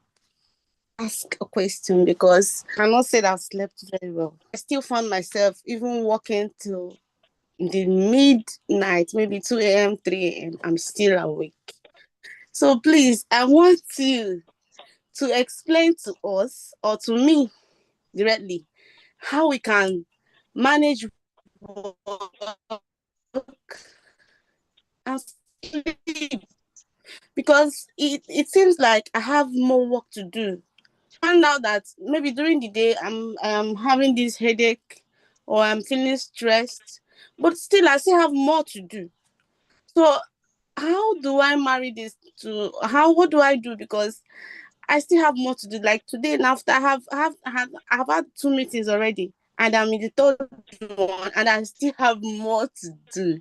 So what do I do, please? Thank you, sir. Okay. You see all these meetings you are going for, and all the work you have to do. If you break down, can you have these meetings? Can you work? So the thing you need to do is to see how you are going to manage your schedule. That's the only way. There's no other way around it, because you have to create time deliberately to sleep. I know that some people find it difficult to sleep, but I remember those days when we were in secondary school.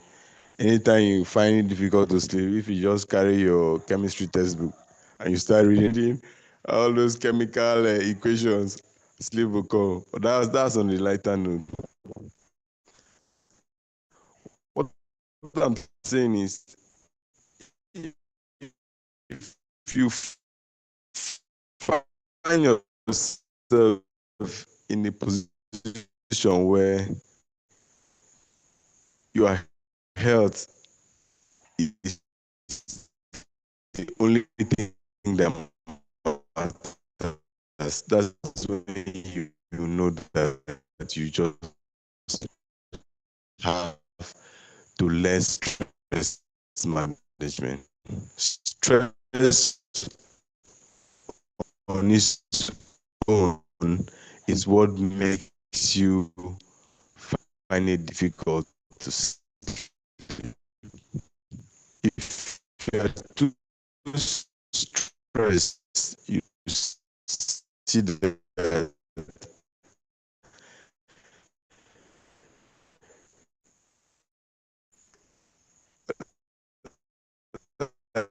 like I said,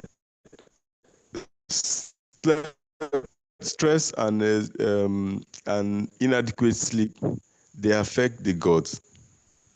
And the gut is like the foundation of every other thing that happens in the body. So if you don't sleep properly, if you are stressed,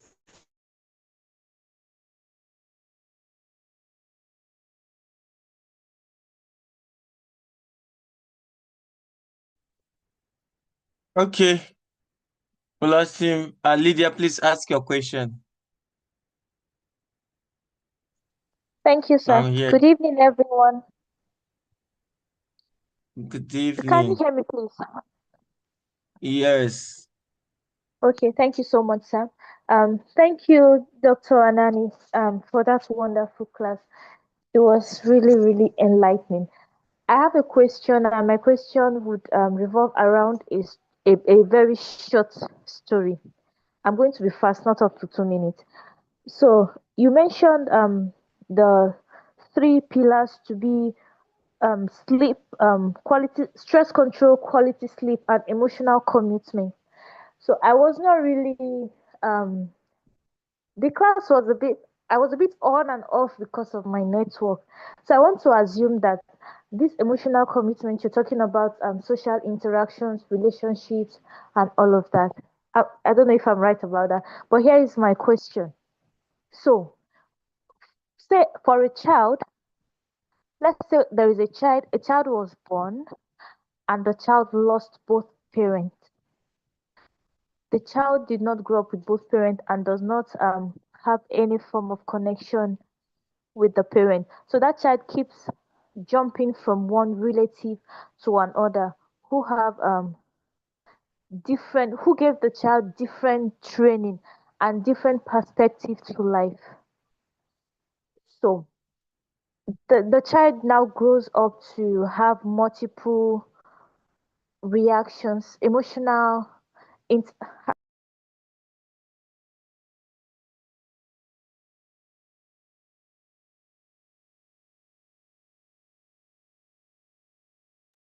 Is anything okay? Because Dr. Anani came back and the lady asking question went off.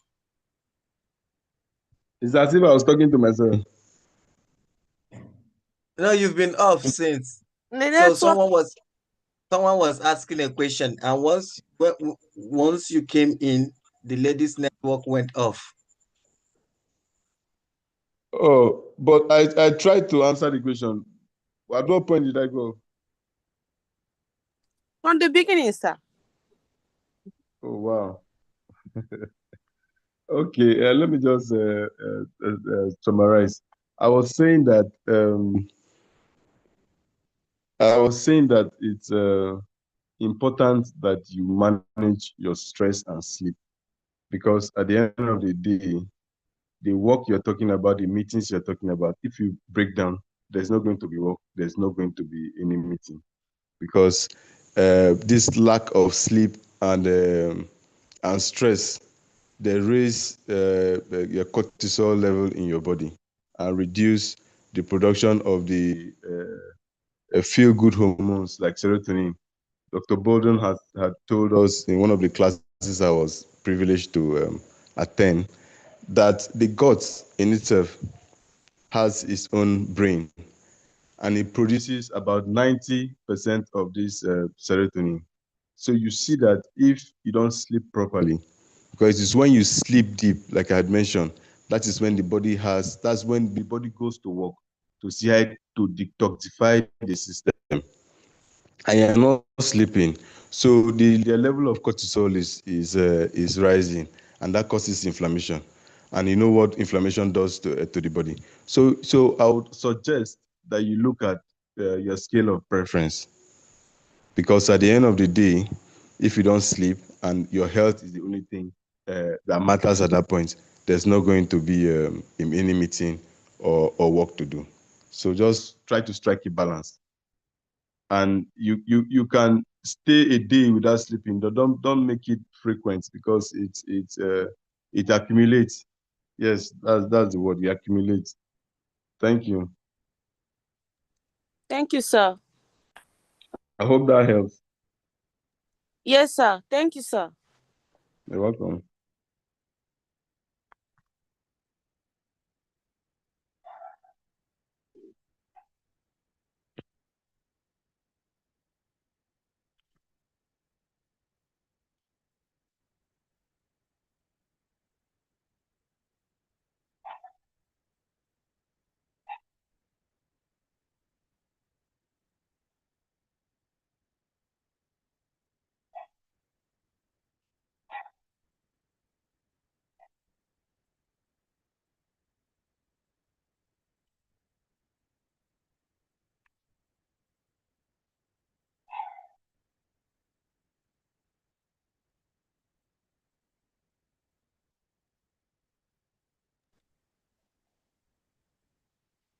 Hello.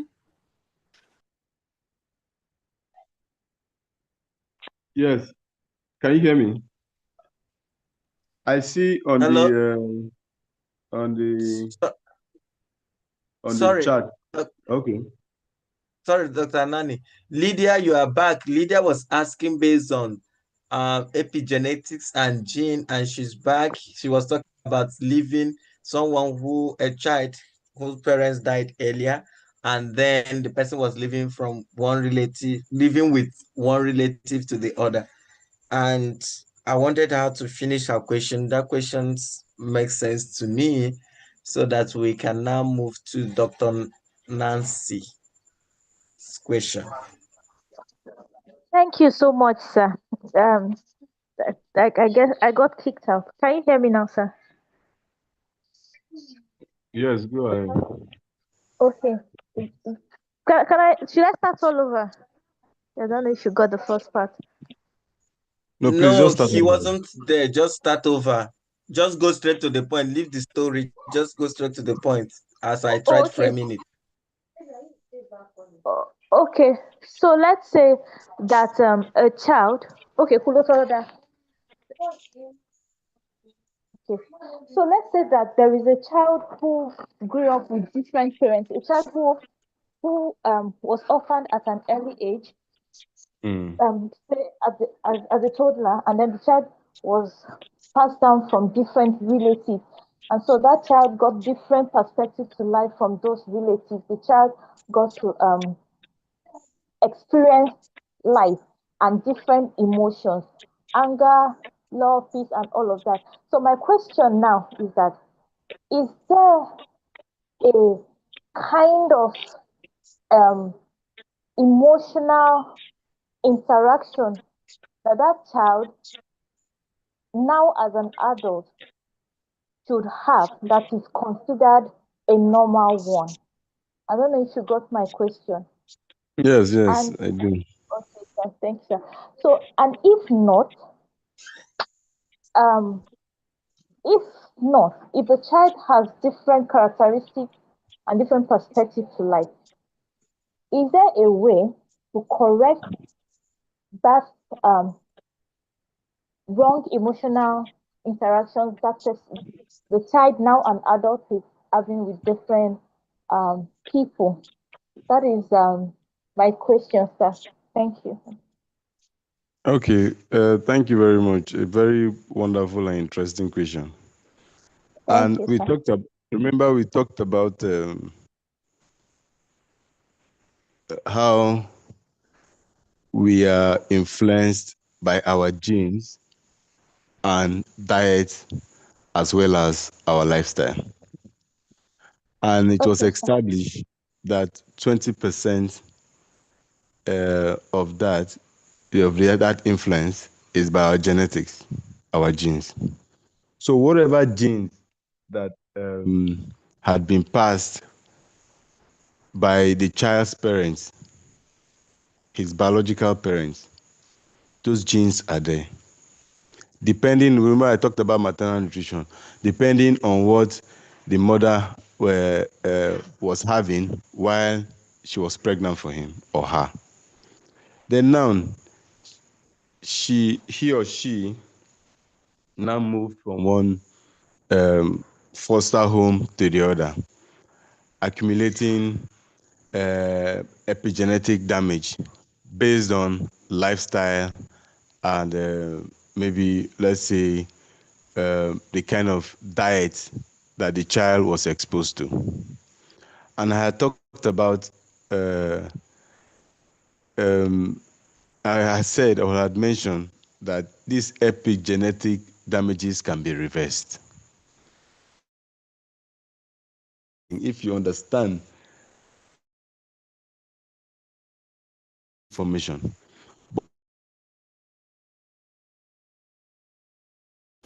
because there are other conditions,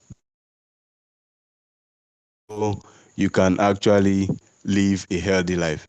Because healthy living is not just physiological, it's cognitive too.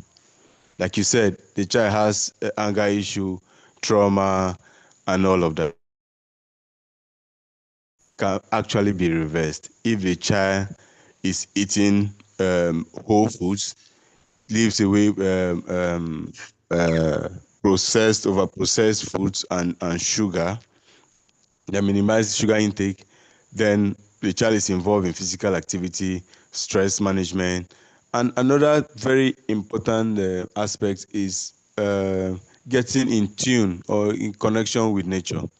So there are a whole lot of processes that can actually heal this child in any medical facility. Then culture and community and purpose. So by the time all these factors I have mentioned have been met, that child will come out well, will come out whole, and the child will have a healthy life. The biological age of the child will improve. Did you get that? Okay, sir. Thank you, sir. I just want to Okay. briefly ask you, sir. Sorry, Ca- if I may, okay, sir. um, the question that you asked took me back to genetic class during precision medicine, right? And this is not just a nutritional question, because one needs to look at developmental biology, look at trauma science, and then before considering epigenetics, because you talked about that. That's the top end of your question. And somehow, to be so quick, if one says that your gene or the gene of the child or the person in question, the genes were damaged by the childhood experience of living with different, let's say, toxic relatives. But there is a name for such situation. I think it is the concept. Sorry, the concept is called biological embedding of diversity. If I'm not mistaken, yes, I'm correct. So we're talking about a whole lot of things in question. The child loses both parents early and move between relative. Some might experience things like rejection. Some might experience things like humiliation because there is no father or mother for that oversight. And some might experience things like neglect, fear, conflict, or in most cases, abuse. So there is accumulation of a whole lot, you understand? So, and the nervous system of that child repeatedly hears or feels this message of "I am not safe" kind of thing. So, leading to chronic childhood adversity, which is associated with issues like stress regulation, immune function, dysfunction, inflammation, metabolic issues, and in most studies, explained brother in epigenetic. So the bigger question is what could be happening biologically. So I would say let's look at it from the lens of genome, then look at environment, and then look at time. So if it is where you have to calculate it, that is one of the things that you need to put into consideration. But we need to understand also carefully that the DNA sequence itself does not necessarily changes. So it's not just about the epigenetics, but if you look at the gene sequencing, it doesn't just change just because you live with this person. So the environment, which is those people that the child lives with, which is the which forms the environmental experiences, can influence the gene's regulation and not the gene itself, the gene regulation through a mechanism that we call gene methylation. Do you understand? So the gene, so it influences it. So so the repeated exposure to an unpredictable or threatening environment can potentially then produce adversity, chronic stress response, HPA axis dysregulation, altered cortisol that Dr. Nani tried to explain, and neurodevelopmental or metabolic problems, and then leading to what?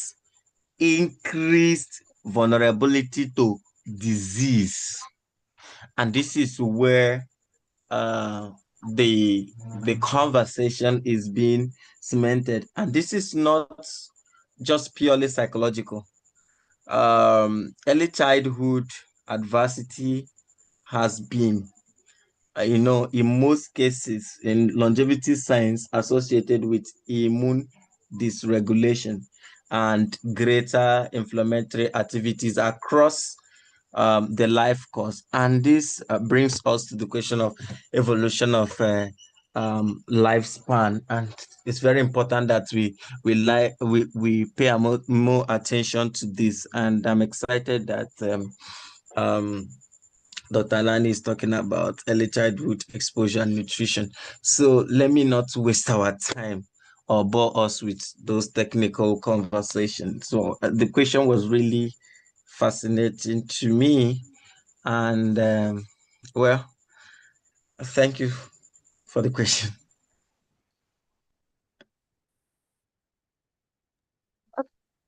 Thank you, sir.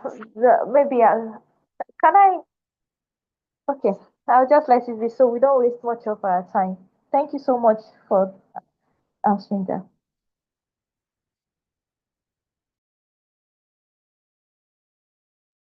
Okay, Dr. Nancy. Okay, thank you. Mine is a form of submission.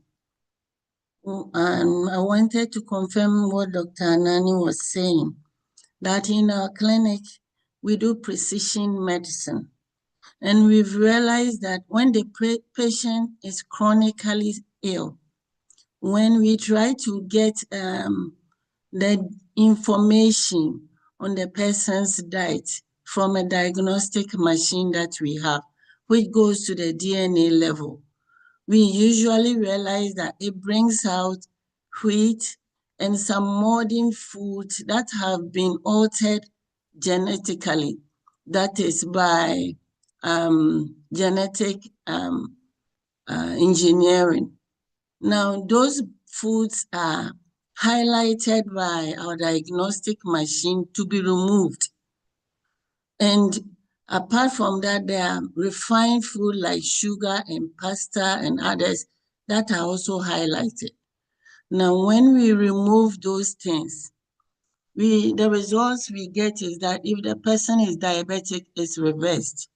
If the person has dementia, it reverses. If the person is even autistic, it starts reversing. We have cases when we eliminate them, non-verbal autism children talk. So I was helping to confirm the fact that our genes, especially epigenetically, we have altered the genes, and from our work at the clinic, we can see that those damages can be repaired. And when we do this for about 6 weeks to 12 weeks, the patient's condition reverses. So I started looking into what is happening to our foods. And I realized that gradually they are eliminating the indigenous grown foods the local ones. Even if it is cowpea, they brought in new ones that can have bigger seeds, and that may taste better, as they will explain. Now, these have brought in some genes, and these genes are further affecting our diet. Now, since they are affecting our diet, it means that the composition in the food is different, and therefore there is a mismatch to our genotype. So there is really a biological war that is being waged against us. So I think that we should pay attention to salvaging the local fruits and vegetables and seeds that are available if longevity is to succeed. Afrolongevity.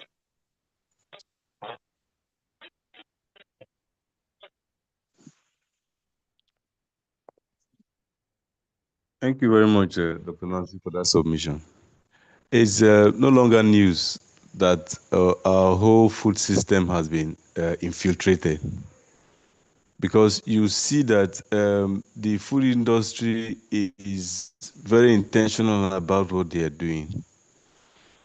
That's why we need, if the organic seeds we have, we need to actually have seed banks, because you see that almost everything we're consuming now have been altered. Is it the eggs we are eating? Is it the fish, the farm fish we are eating? Or is it the milk we are eating? Because we're not even eating milk now, we're taking chemicals. Because I knew those days, how our ancestors get their milk is when the cow is put to bed, then they start milking. What happens to the milk we have? Somebody will have a ranch in, let's say, Netherlands, and they would inject those cows, or at the end of the day, they will milk them from January to January. How can an animal be producing milk from January to January? So we are not actually eating food now, we're eating chemicals. And that is the mismatch you've talked about. So I think it's something we need to actually, that's why we even encourage people having gardens, especially fruits and vegetables. Those are the most affected right now, because you see that people use chemicals to grow fruits, and when you eat fruits don't taste how they used to taste before. I ate ginger the other day. It was tasting as if I'm eating a lemon. So you see that we actually need to start growing the little things we consume frequently. I think that is going to help. That should be the immediate step we should take. Then the seeds we have, the organic seeds that we are able to place our hands on, we need to preserve them. If not, at the end of the day, you use your money, you want to eat right, you are food secure, but you are eating chemicals into your system. At the end of the day, your system will be messed up and suffer. Thank you very much, Dr. Nancy. Yeah, I'm excited. I think next year, when all things being equal, when I'll be doing the Afro Longevity tour, and I'll be visiting Ghana when we do small community thing to launch. I think Anambra chapter is doing very well, and most African countries, especially West Africa, would like to really visit, because we need to really do something. We need to really, and the vision is to even start right into Parliament to ensure that they reconsider, they have a rethink, on certain things. The policies that they are putting in place seem not to be very encouraging and supportive. No one really cares, and the gatekeepers are so compromised that they even profit from the strategies used by the big food and the big farm in keeping people sick.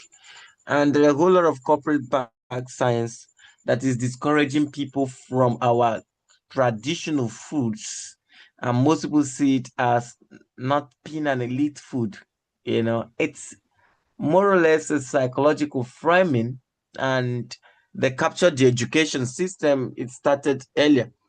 I promise you, in late and early 90s in Nigeria, you come to school, elementary school, and they ask you, what did you have for breakfast? If you don't mention hot chocolate and bread, oh, you are from a poor family. You can't mention the native food. Do you want to be embarrassed? No, you just have to mention those things, those boxed food. And we've seen where we are today. Imagine how Africa will look like in the next 50 years. And we have the youngest population in the world. So it's a lot. We have a lot to deal with. So too much. yeah. Thank you so much. Do we still have any question, concern? I wanted to say something real quick regarding what you just said. Dr. Nancy and I had was it Dr. Nancy, was it this week or last week? We had a meeting. She reached out to me because she had mentioned her interest in Afrolongevity beyond just the class. And so I actually brought to her about Ghana's expansion, and she really showed interest in that. So I said to her that after the educational program, I was going to set up a meeting with you concerning that. So I'm glad that somehow we came out today.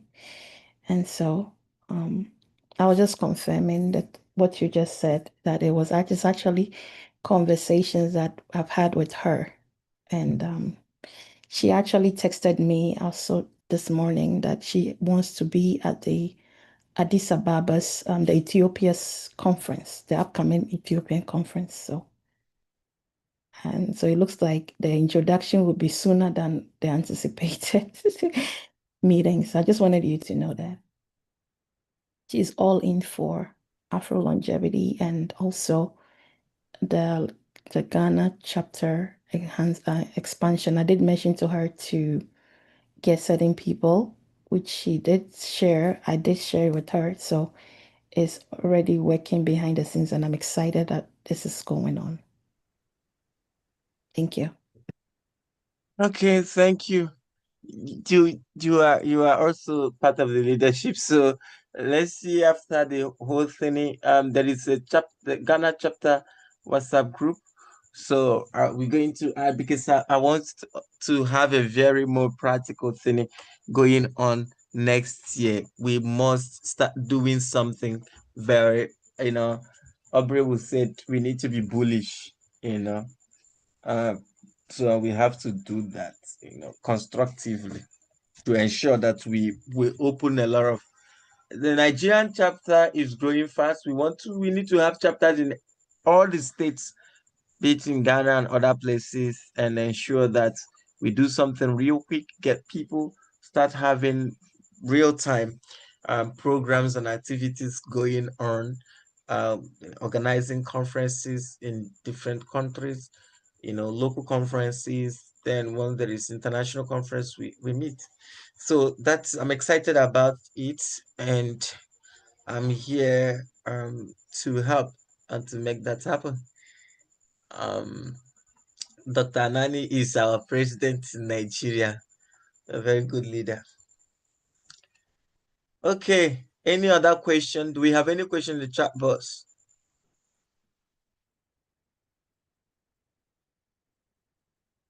I'm scrolling through. I have a question though.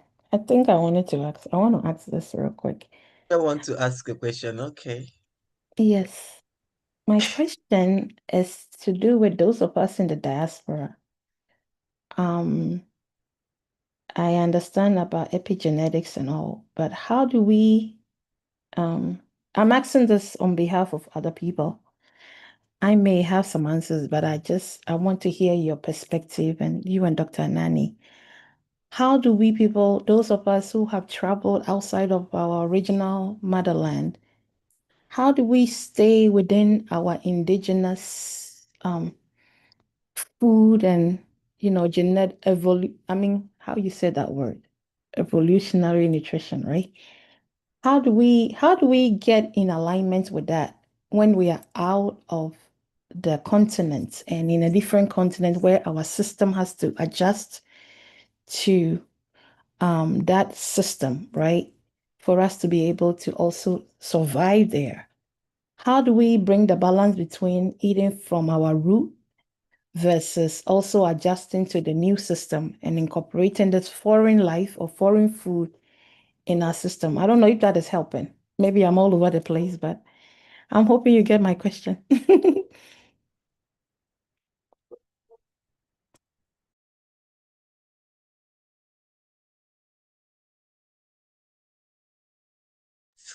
Dr. Nani, go first.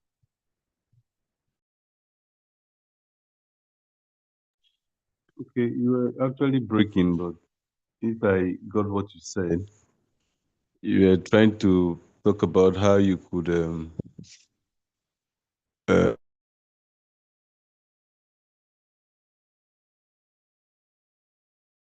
and I think that question is a little bit tricky because we are fighting what they are pushing over there down here to us, and you're in an environment where what we are fighting is actually the mainstay or the main thing there. But however, I know that I have friends that have told me that there are some farmers that actually what they do is they grow organic food, and since it's a regulated and controlled, they have a regulated and controlled system. If they say this food is organic, it's actually organic, although it might not have the same characteristics like the one we have over here because of the climate, maybe their soil and all of that. But at least it's going to be close. It's better than taking their whole GMOs, and because the whole food system over there has been heavily tampered with. In fact, the intervention in their food industry has gone to another level. But if you can actually get something from the African market, although they say it's a little bit expensive, but I don't think anything is too expensive for your health, because if you actually break down, all the money you have will still go down the drain. I don't know. It's a tricky question. I hope that helps. Yeah, I wasn't asking it for myself. I was asking it on behalf of the diasporans. Yeah. Okay. Provosi. Was busy also trying to send things to people. Anyways, that question, a lot of persons and some of the people I prepare protocol for in Europe, they have always asked me to get them a protocol that would help them, since they are rapidly being affected by the environment there, especially, once a Nigerian or someone in Africa that's got this exposure to sunlight goes to Europe or America, to be precise, in a space of a year or two, one day they'll just be trying to move their bodies, we hear funny sound. It will be either the joint cracks or the bone, and that's a sign of vitamin D deficiency. And it's common, get reports as such every now and then. So I think that brings us to creating a second layer cultural adaptation for those there. The question is not just African foods, which think we should be looking at, considering issues like which foods and dietary pattern were historically available to the population, and how were they prepared, and how do they interact with the persons present genetic, environmental, and metabolic state and lifestyle.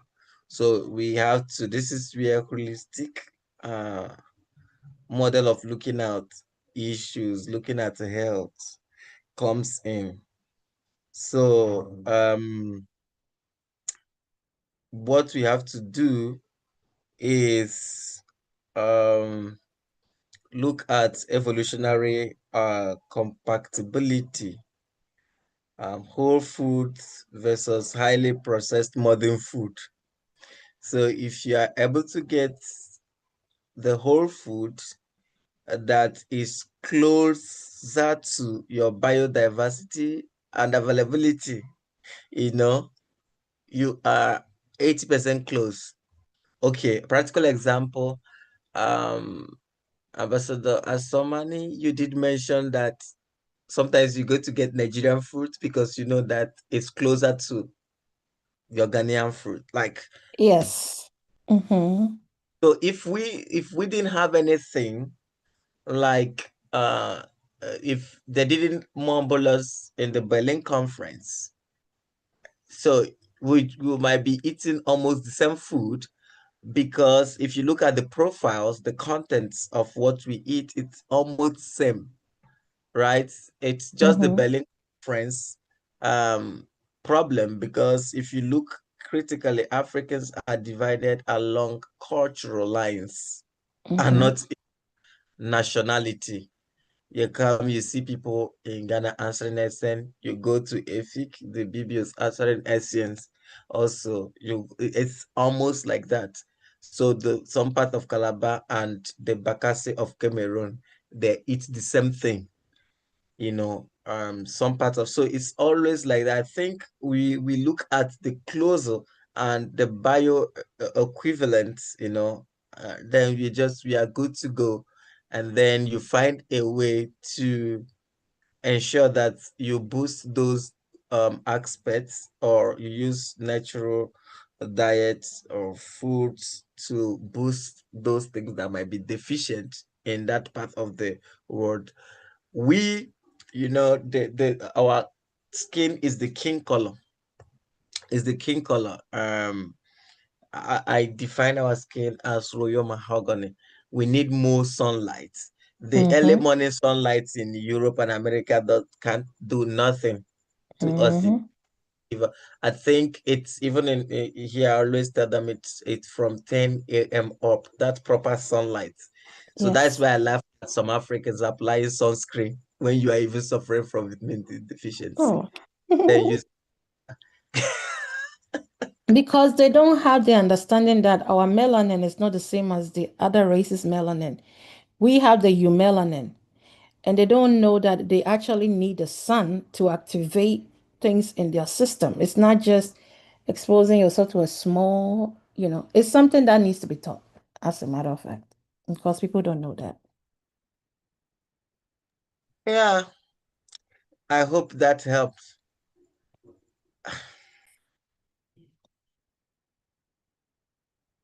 It did. Thank you. I was only trying to bring awareness to, people on here who might be in the diaspora and might feel like, okay, how does this apply to us? Because we may not be on the soil, but it's important that they know that it does apply to you, even if you're not on the motherland. The things that we are learning, it applies to you because you can adapt it to your environment and your lifestyle. You're still your blood. And so that means you need to eat from your background and your roots and incorporate all the strategies. It's the reason why I asked. It's all right. Thank you so much, guys. We keep the lights going. Tomorrow, so we don't have Ghanaian conference. We have conference coming up in November this year in Addis, Ethiopia. So I'll be sharing information soon. Registration is ongoing.